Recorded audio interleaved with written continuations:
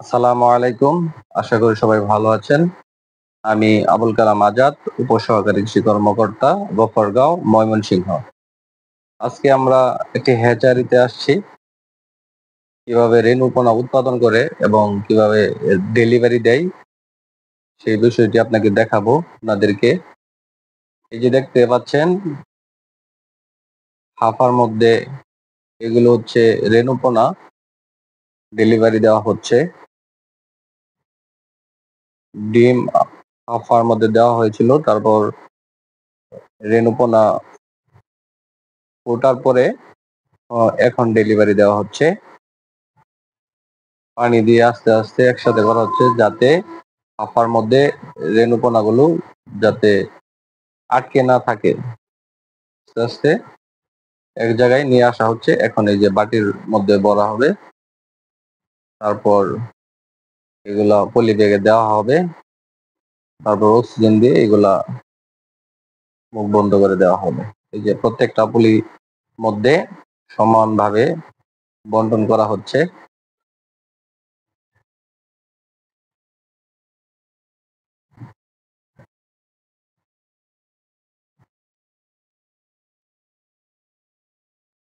এখন আরেকটি হাফার পোনা তোলা হচ্ছে।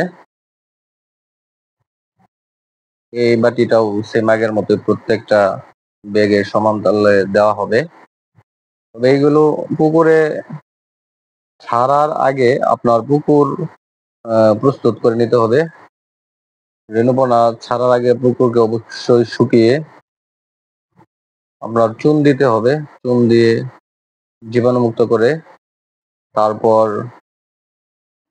আপনি পানি প্রবেশ করাতে হবে, এবং পানি প্রবেশ করানোর সময় যে পাইপ দিয়ে আপনি পানি দিবেন সেই পাইপের মধ্যে হাফা দিয়ে, পকেট হাফা দিয়ে বা বড় হাফা দিয়ে আপনি পানি ছাড়তে হবে, যেন প্লাঙ্কটন পুকুরে না আসে। প্লাঙ্কটন পুকুরে আসলে রেণুপোনা ছাড়ার পরে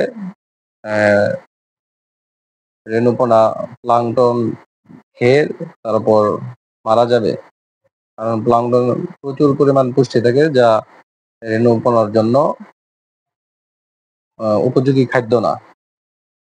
এগুলা কিছুদিন যাওয়ার পর রেণুপোনা থেকে দানিপোনা হলে তারপরে পুকুরে প্লাঙ্কটন হইলে তখন আর প্রবলেম হয় না। কিন্তু যখন আপনি পুকুরে রেণুপোনা ছাড়বেন তার আগে প্লাঙ্কটন মুক্ত পানি দিতে হবে। আর পুকুর প্রস্তুত করার আগে চুন দিয়ে ভালোভাবে শুকিয়ে চুন দিয়ে তারপর পুকুর প্রস্তুত করতে হবে। আপনি চুন দিতে হলে শতাংশ প্রতি 1 কেজি করে চুন দিতে পারেন। তারপর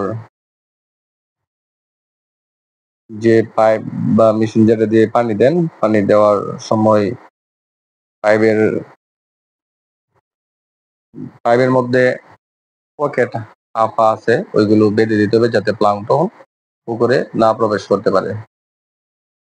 এই যে এখন দেখতে পাচ্ছেন পোনা দেওয়া হয়ে গেছে। এখন অক্সিজেন দেওয়া হচ্ছে এবং মুখগুলো ভালোভাবে বন্ধ করে দেওয়া হবে যাতে অক্সিজেন না বের হয়ে যায়, তাহলে রেণুপোনাগুলো মারা যাবে।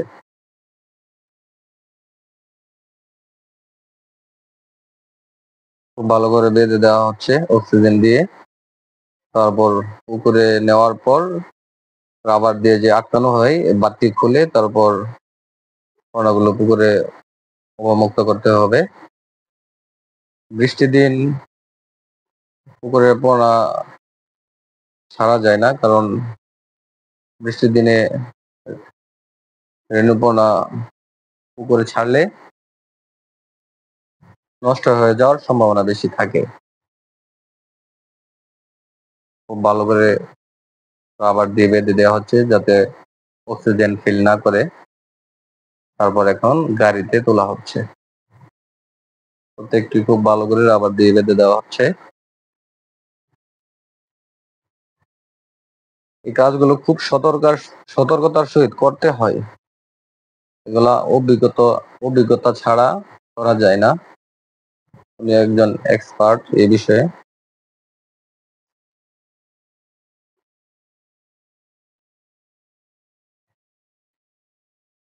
এইগুলো হচ্ছে আপনার ট্যাংরা মাছের রেণুপোনা।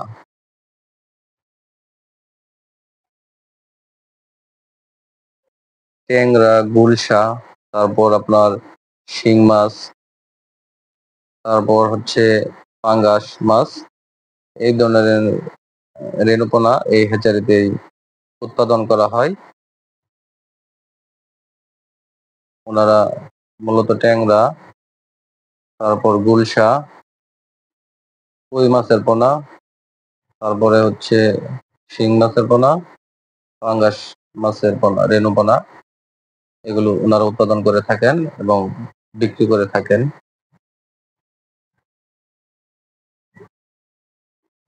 তো আজকে ঘুরি ঘুরি বৃষ্টি হয়েছে, খুব ভালো বৃষ্টি।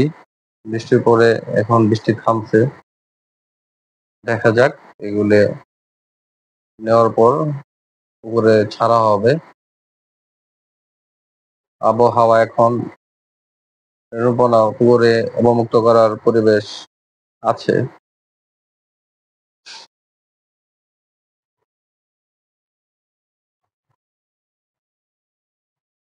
এখন এই যে গাড়িতে ভরা হচ্ছে অটোতে, তারপর এগুলো পুকুরে নেওয়া হবে অবমুক্ত